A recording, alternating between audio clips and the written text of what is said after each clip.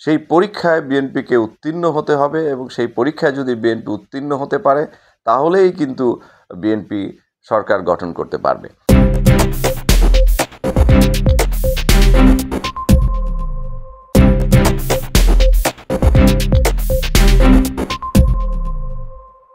Social মিডিয়াতে viral হওয়া বক্তব্য, দিন শেষে আমাদের জনগণের কাছে ফিরে যেতে হবে।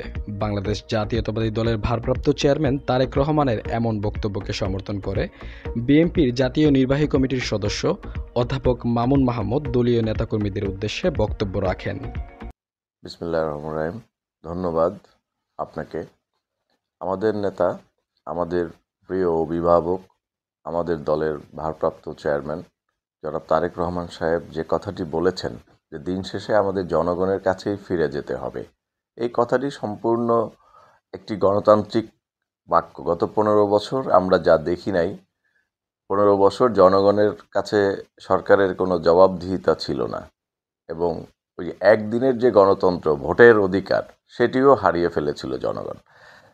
সেটাই স্মরণ করিয়ে দিয়েছে আমাদের নেতা যে আমাদের কার্যক্রমের মধ্যে জনমুখী কার্যক্রম বেশি থাকতে হবে। জনগণ যাতে আমাদের প্রতি আকৃষ্ট হয়, জনগণ আমাদের কর্মকাণ্ডে সন্তুষ্ট হয় এবং আমরা জনগণের কাছ থেকে যে ভোট, সেই ভোট যেন আমরা আদায় করে নিতে পারি।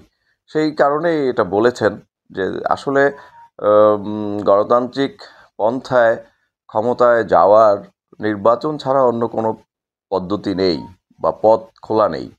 কাজেই যেহেতু আমরা গণতান্ত্রিক ধারায় বিশ্বাসী এবং গণতন্ত্রের জন্যই আমরা 15 বছর সংগ্রাম করেছি এবং 15 বছর সংগ্রাম শেষে এই যে জুলাই অগস্টের যে গণবিপ্লব হয়েছে, সেই বিপ্লবের পরে এখন অন্তর্বর্তী একটি সরকার পরিচালিত হচ্ছে। এই অন্তর্বর্তী সরকারের প্রধান দায়িত্বই হলো একটি অবাধ, গ্রহণযোগ্য এবং সুষ্ঠু নির্বাচনের ব্যবস্থা করা। তো আমরা আশা করি যে এই সরকার সেই দায়িত্বটি পালন করবে যথাযথভাবে এবং সকল মানুষের অংশগ্রহণে একটি নিরপেক্ষ ভোট গ্রহণের ব্যবস্থা সরকার গ্রহণ করবে এবং সেই অংশগ্রহণমূলক নির্বাচনে জনগণ ভোট দেওয়ার সুযোগ পাবে এবং সেইখানে বিএনপির পরীক্ষা হবে। সেই পরীক্ষায় বিএনপিকে উত্তীর্ণ হতে হবে এবং সেই পরীক্ষায় যদি বিএনপি উত্তীর্ণ হতে পারে তাহলেই কিন্তু বিএনপি সরকার গঠন করতে পারবে। সেটাই আমাদের নেতা স্মরণ করিয়ে দিয়েছেন। আমাদের দলে কোনো অনুপ্রবেশকারী যদি এসে থাকে এবং আমাদের দলের মধ্যেও যদি কাণ্ডজ্ঞানহীন কেউ থেকে থাকে, যারা জনগণের বিপক্ষে অবস্থান নিতে পারে, তাদেরকেও সাবধান করা হয়েছে এই কথার মধ্যে দিয়ে যে আমাদের যেহেতু জনগণের কাছে দিন শেষে পরীক্ষা দিতে হবে, কাজে এমন কোনো কাজ আমরা করব না যে কাজের দ্বারা জনগণ আমাদের উপরে ন্যূনতম কোনো বিরক্তি বা আমাদের উপরে আস্থা, জনগণের যে আস্থা রয়েছে, পূর্ণ আস্থা রয়েছে, সেই আস্থায় যেন কোনো ছেদ না ঘটে, সেটি বারবার উনি স্মরণ করিয়ে দিয়েছেন।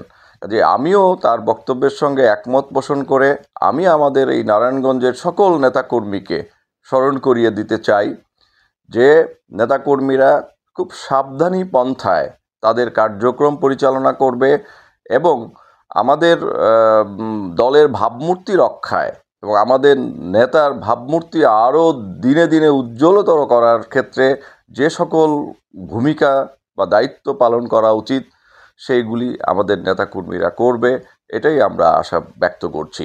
কারণ আমাদের দল জিরো টলারেন্স নীতি গ্রহণ করেছে। যারা অন্যায় করবে তাদের বিরুদ্ধে দল শাস্তিমূলক ব্যবস্থা গ্রহণ করবে এবং এক্ষেত্রে সম্পূর্ণই জিরো টলারেন্স নীতি গ্রহণ করবে। কারো প্রতি কোনো অনুকম্পা দেখানোর কোনো সুযোগ নাই। সে যত বড় নেতাই হোক না কেন কিংবা যত ছোট নেতাই হোক না কেন, যদি জনগণের বিপক্ষে অবস্থান নেয় কেউ, এই দলের সাইনবোর্ড ব্যবহার করে তাকে কিন্তু দল ছাড় দিবে না। কাজেই এই কথার সঙ্গে একমত পোষণ করে আমি বলতে চাই যে আগামীতে যে ভোটের যুদ্ধে আমাদের অংশগ্রহণ করতে হবে, সেই যুদ্ধ এবং পরীক্ষায় আমাদের উত্তীর্ণ হওয়া আমাদের মূল লক্ষ্য এবং সেই কারণেই জনমুখী সকল কর্মসূচি গ্রহণ করা এবং জনগণকে আস্থায় রাখা এবং আরও বেশি আস্থায় নিয়ে আসা, এটাই আমাদের রাজনৈতিক দলের, বিশেষ করে আমাদের জাতীয়তাবাদী দলের একজন কর্মী হিসাবে এটাই আমাদের মূল দায়িত্ব বলে আমি মনে করি, এবং আমাদের নেতা সে কথাটি বারবার স্মরণ করিয়ে দিয়েছেন। ধন্যবাদ আপনাদের। আসসালামু আলাইকুম।